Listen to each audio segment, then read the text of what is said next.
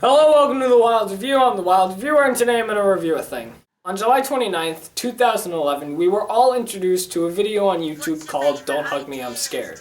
The video has gone viral ever since because of its craziness and weirdness and horrifyingness and funness.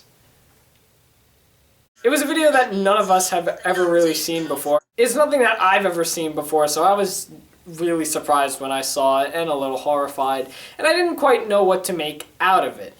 Then, fast forwarding to 3 years, a sequel comes out. Because, you know, when you get a hit, you have to make a sequel, right? That video wasn't as horrifying, but it definitely was weird and a little different from the first one, and then a third one was made, and then a fourth one was made, and a fifth one. Basically, Don't Hug Me, I'm Scared has become an internet sensation, and is something all of us get very excited for when it comes out, like when a new one comes out. In fact, Don't Hug Me, I'm Scared has gotten so big that it now leaves a lot of questions. For those who don't know, Don't Hug Me, I'm Scared is a very popular YouTube series, obviously, as it focuses on 3 puppets that... It's kind of like the form of a children's show, and 3 puppets who aren't given names, but they are given names by the fans. The red puppet is named Harry, the bird puppet is named Robin, and the yellow puppet is named Manny. These 3 puppets are put into situations and learn something about everyday life and basically how to be fun, and it's put into like a kid show format, and it's all happy song. The whole thing is song, the video, but then as the video progresses it gets more darker and creepier, and it involves death and real life situations and really just gruesome stuff, and that's what makes these videos amazing, because you can expect the weirdness to come and you don't know what's going to happen, you don't know when it's going to happen, and that's why these videos are mostly a big hit. But this series is literally blowing up so much that it's got a lot of people asking questions. This series, I would have to say, is the one series that has the most theories about it. There are so many theories on what all of this could mean, because if you've never watched Don't Hug Me, I'm Scared, you probably won't understand, but there are a lot of questioning things in this series, such as what June 19th means. There's a calendar that is always on June 19th in every video, and you'd think it takes place at a different day, but it is a different day, but the calendar just never changes. Also, the big mystery on what these puppets' names are, obviously, but that's not really the biggest one, seeing that we kind of already have not an official answer, but an answer to. A bigger question for the puppets is, what is going on with them? Don't Hug Me, I'm Scared was put on a Kickstarter, and that's why we got episodes 3, 4, and 5, and we're currently going to be getting episode 6, which is said to be the last installment of the series. But something that was very interesting was that the Kickstarter video showed the 3 puppets kidnapped. There is a lot of talk that these puppets were kidnapped, and there's a lot of talk that a certain character is behind all this, and that this is all just a big trap for them. So what does it mean? Well, one night I typed up my theory about it, because just like everybody else on the internet, you need a theory about Don't Hug Me, I'm Scared, so I decided I'm going to share with you my theory for Don't Hug Me, I'm Scared, what I think all of this means. I watched all 5 episodes right before I wrote this, and my theory might not be agreeable, it might actually sound ridiculous, and we won't really know the full answer until the 6th one comes out, because that's supposed to be when we get an answer to all of this. But as of right now, this is my theory that I'm sticking with, and it could change over time, but this is what it is right now, and if you disagree with it, then you could argue with me in the comments. So, this is my theory for what I think is going on in Don't Hug Me, I'm Scared. First off, before we get into the theory, let's just analyze all 5 episodes before we get into anything in brief sentences. So in the first episode of Don't Hug Me, I'm Scared, we see our main characters get introduced to a singing notepad who teaches them the importance of being creative and how to get creative. And they do all these sorts of creative stuff, and then near the end, when the puppets are given the chance to be creative on their own, things get a little out of hand, they become ginormous, And God, it's terrifying. And this is why it got all the views that it did. Because of the ending. Now from here point, nobody really knew anything. Specifically because obviously it's the first episode. But the main significant things that we can start from this are the three characters, why they're put into this situation, and June 19th. Like I said, June 19th is the date that is continuing to appear in these videos. Fast forward to 3 years later, we get episode 2, which focuses on the importance of time. As we see our three main characters getting ready to watch their show, and as they're waiting, they get a little lesson on the importance of time by a singing clock. He basically goes over how time was important back then, and how time has changed in the future. But I think one of the greatest lessons that he gave is that you can't stop time, and that is true. You know, you can't stop time from happening. Time is a continuous roller coaster, I guess you could say. It will never stop. As much as you want it to stop and can try to make it stop, it's not. It's gonna keep going. This leads to the puppets getting scared and realizing, okay, this is kind of creepy. And also time will change things over time. Things will change over time, and especially the way the puppets look, which has them now getting really old and wrinkly and feathers falling off and hair coming out, and yeah, they basically die. But then they're shown watching their show, and they were their show, and it was weird Inception things.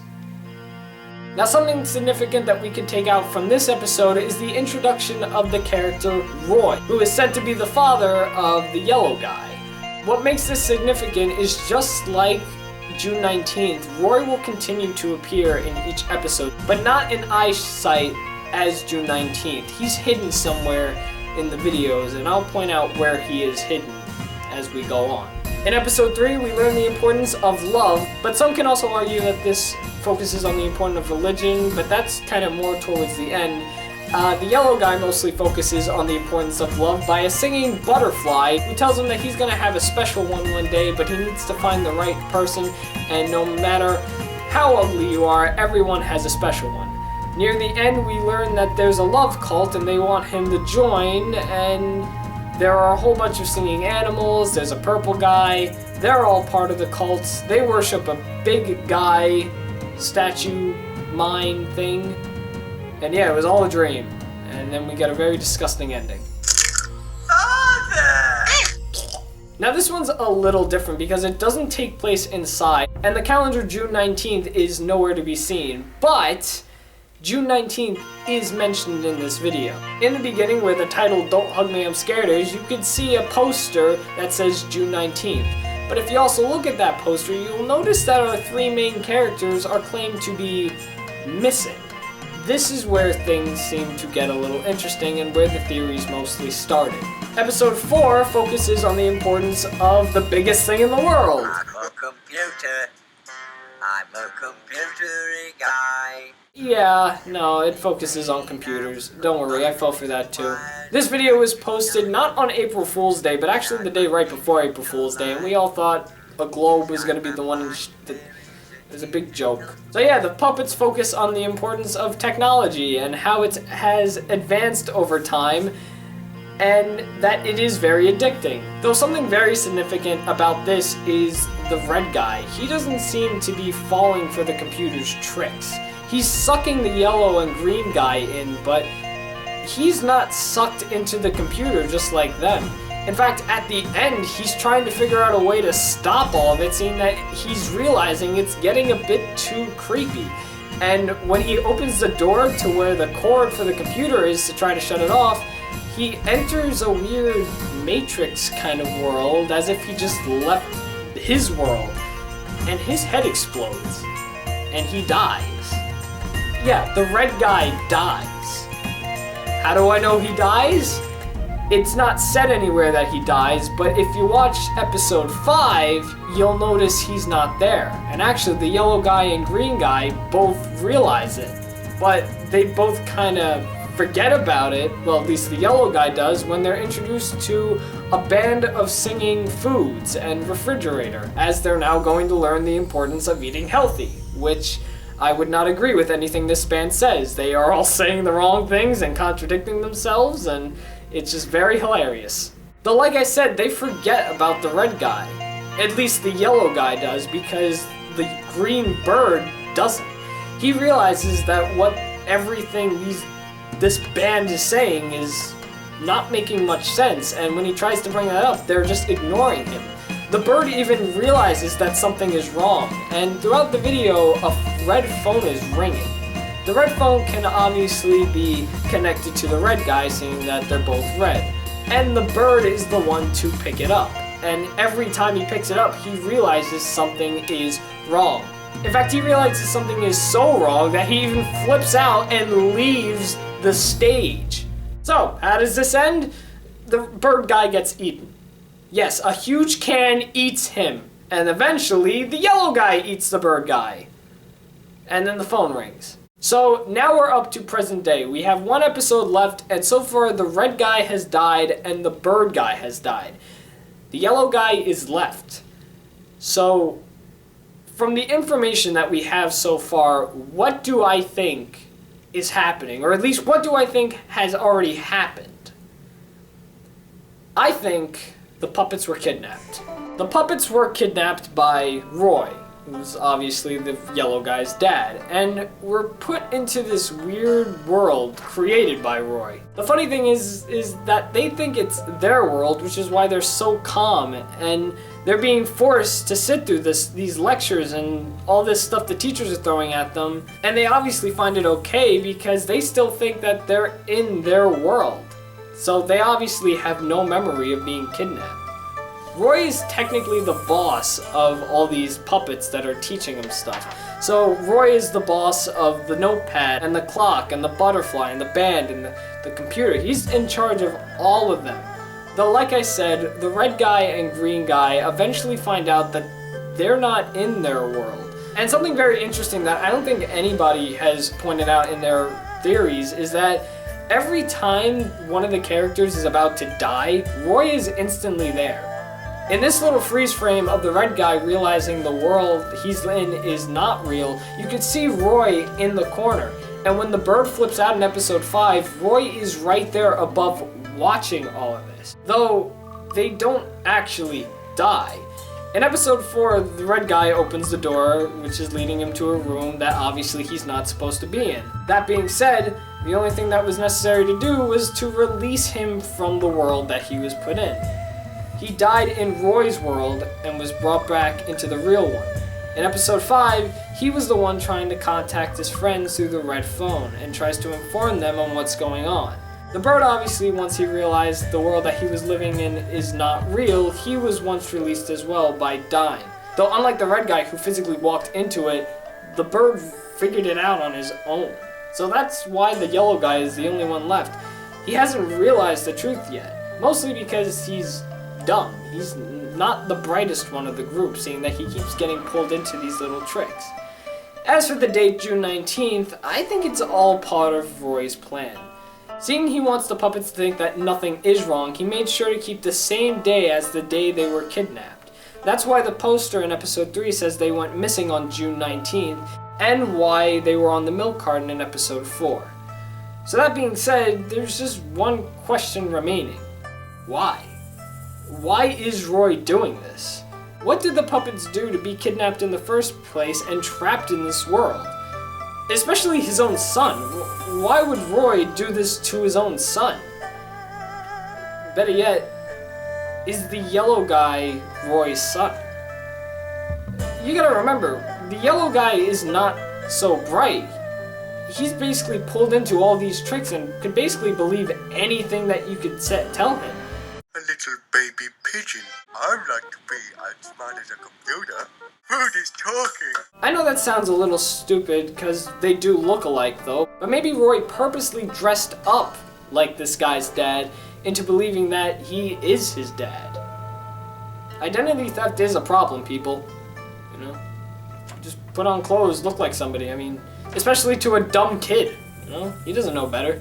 That also explains why in the Kickstarter video, the yellow guy asked why they were in his dad's house, and the red guy claimed, I don't think this is your dad's house. So back to the question, why are they being put through this? And my best guess is they're just being punished and being taught a huge lesson. Maybe this Roy character has watched over these puppets before and realized that the puppets don't take things seriously, such as time, creativity, food, and all the other stuff they were taught.